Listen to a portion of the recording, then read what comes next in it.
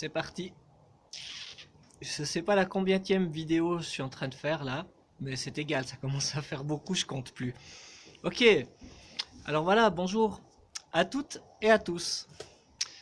Aujourd'hui, je suis chez les vaches. Vous allez entendre des bruits, c'est les vaches qui mangent ou qui se grattent ou etc. Hein. Donc ça met la petite ambiance de fond. Ok, alors voilà, j'ai déjà fait 3 vidéos où je vous ai parlé des sols. J'aimerais continuer là-dessus et en arriver aux plantes. Je vous ai expliqué qu'est-ce qu'était le sol, qu'est-ce qu'on entendait par ce terme-là. Je vous ai expliqué comment fonctionnait un sol.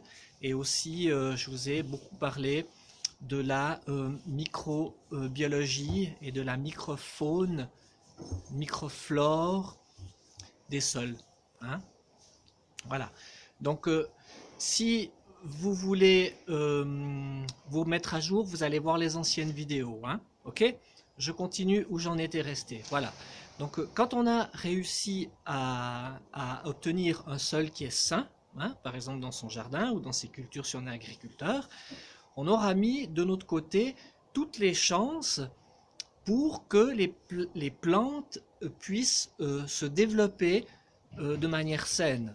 Hein, quand le sol est sain, la plante elle a toutes ses chances de se développer de manière harmonieuse et saine.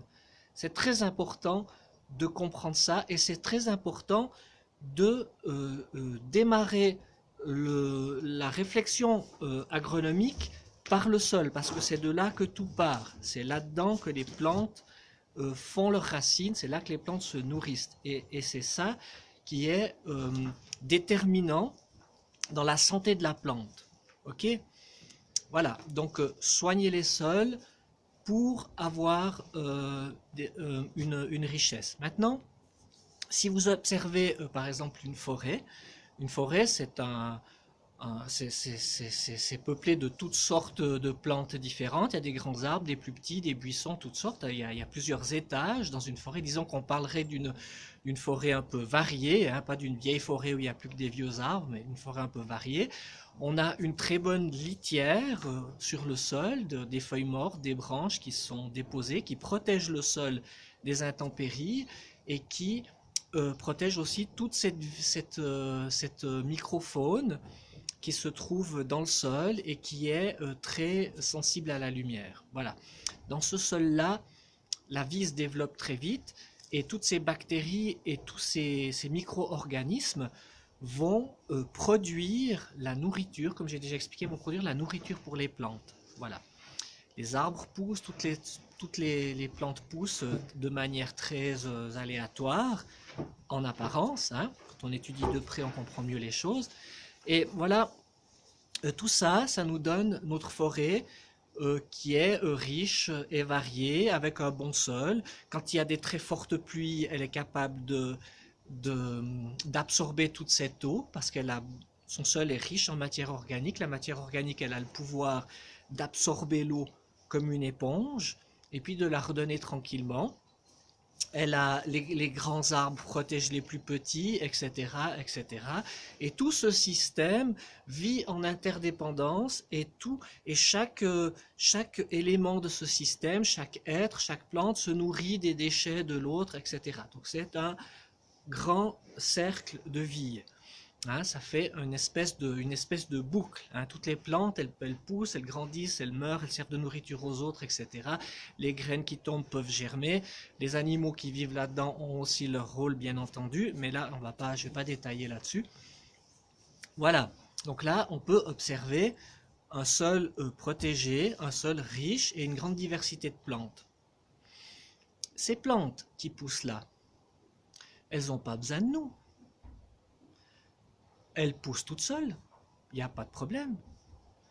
On n'a pas besoin d'aller mettre de l'engrais dans la forêt pour que ça pousse.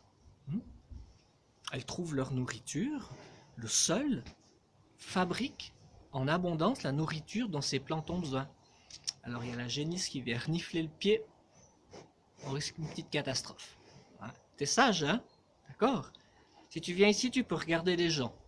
Non, tu restes là-bas. Ok, tant pis. Ok. Voilà, donc je vous parle de cette forêt qui a une espèce d'harmonie et puis qui a aussi un sol qui est très riche. Voilà. Donc les forêts sont protégées par la loi et les sols des forêts sont aussi protégés. Donc la Confédération, non, elle veut lécher l'appareil.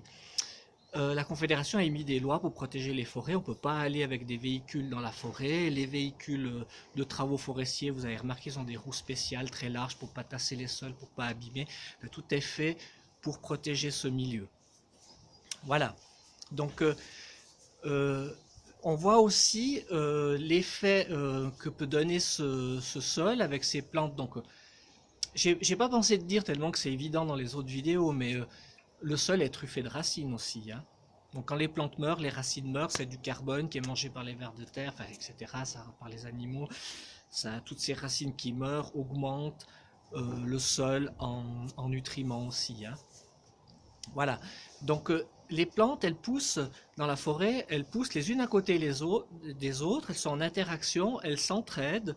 Et aussi, donc en se protégeant, etc. Et aussi, elles ont tout un échange au niveau de leurs racines, puisque les racines dans le sol se croisent, hein, même si les plantes en apparence se croisent pas tellement comme ça, mais dans le sol, on voit tout ça se mélange, etc.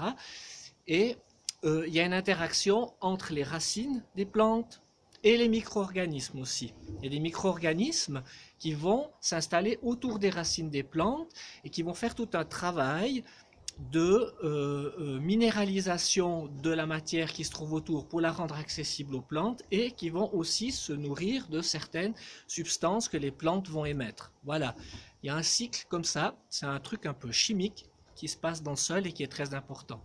Alors, pourquoi je vous parle de ça? Je vous parle de ça parce que vous comprenez bien, moi je suis paysan bio de montagne, et puis ben, je vais en arriver à l'agriculture. Hein. C'est comme je vous ai déjà parlé dans les autres vidéos d'économie et de pétrole, pour en arriver aux micro-fermes et tout ça. Là, je suis en train aussi de vous emmener, je ne veux rien vous cacher, vers l'agriculture. Donc là, une fois ayant expliqué ces phénomènes de la forêt, c'est extrêmement raccourci ce que je vous dis, ça doit être très frustrant pour les gens qui ont un petit peu plus de connaissances. Je suis désolé, je fais de la vulgarisation, j'essaie de m'adresser à tout le monde. Voilà. On va arriver gentiment vers l'agriculture, ce sera le sujet des prochaines vidéos et je vais vous parler aussi des problèmes que l'agriculture engendre et puis aussi de la situation très délicate vers laquelle l'agriculture est en train de se diriger avec son mode de production industrielle moderne. Voilà, j'ai beaucoup parlé, c'est une énorme vidéo, on arrête là et je vous dis à la prochaine.